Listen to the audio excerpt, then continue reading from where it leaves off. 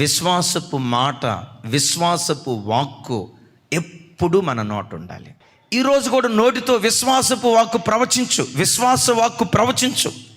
నీ ఆశీర్వాదాన్ని నీ నోటితో నీవే నోరు తెరిచి ప్రవచించుకుంటూ ఉండు. ఒకవేళ ఈరోజు నీ బ్రతుకు రెక్కాడిన డొక్కాడని పరిస్థితిలో కష్టార్జితమంతా వడ్డీలకు కడుతూ కష్టార్జితమంతా వడ్డీ వ్యాపారస్తులు అనుభవిస్తున్నారా? నీ చెయ్యి చాచే చెయ్యిగా ఉందా? నిజమే, ఈరోజు చాచే చెయ్యిగా ఉంది. వెలిచూపుతును బట్టి నువ్వు మాట్లాడకుండా చాచే నీ చేతి వైపు చూసి ఒకరోజు రాబోతుంది, చాచే ఈ చేతిని ఇచ్చే చెయ్యిగా దేవుడు మార్చబోతున్నాడు. ఇచ్చే చెయ్యిగా దేవుడు బలపరచబోతున్నాడు.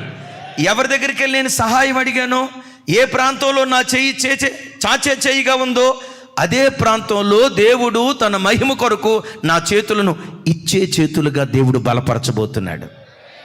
రోజు పిల్లలను చూసి ఏడ్పు తప్ప బ్రతుకులో నవ్వనేది నీ జీవితంలో లేకుండా అయిపోయిందేమో.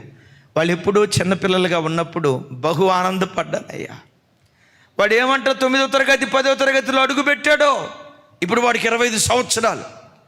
9వ తరగతిలో అడుగుపెట్టిన ఆ రోజు నుంచి ఈ రోజు వరకు నా కొడుకును బట్టి ఏడ్పు తప్ప నా బ్రతుకులో నాకేం మిగలలేదయ్యా. ఎందుకు ఈయన్ని కన్నానా, ఎందుకు కూతురుని కన్నానా, అసలు పిల్లలు లేకుండా ఉంటే బాగుండేదని మనసులో ఇప్పుడు విసిగిపోతున్నానయ్యా. నిజమే, ఆ పిల్లలకి తెలిసి తెలియక కొన్ని పొరపాట్లు చేశారు, కొన్ని తప్పటడుగులు వేశారు. హృదయంలో నీకు ఒక మానని గాయం ఉంది, కానీ విశ్వాసంతో మాట్లాడను. ఒకరోజు రాబోతుంది, ఏ పిల్లలను బట్టి నేను తలదించుకున్నానో అదే పిల్లలను బట్టి తలెత్తుకొని తిరిగే దినాలు నా దేవుడు నాకు అనుగ్రహించబోతున్నాడు. వీళ్ళు నా పిల్లలని ప్రజల ఎదుట చెప్పుకోవటానికి సిగ్గుపడ్డానే, అదే పిల్లల విషయమే వీళ్ళు నా పిల్లలు అని ధైర్యంగా చెప్పుకునే దినాలు దేవుడు నాకు అనుగ్రహిస్తాడు. నా పిల్లల తల మీద ఉన్న శాపపు కాడి దేవుడు విరగొడతాడు. ఎప్పుడు నీ నోటితో ప్రవచిస్తూ మాట్లాడు, నీవన్నట్టే దేవుడు జరిగించునుగాక. దేవునికి ఎంత శక్తి ఉందో నీ నాలుగు కూడా అంత శక్తి ఉంది.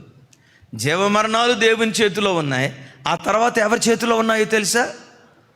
నీ 4 చేతిలో ఉన్నాయి. ఎప్పుడు జీవాన్ని గూర్చి ప్రవచించు, ఆశీర్వాదాన్ని గూర్చి ప్రవచించు, మేలైన వాటిని గూర్చి ప్రవచించు. నీ నోటి మాట విత్తనం లాంటిది.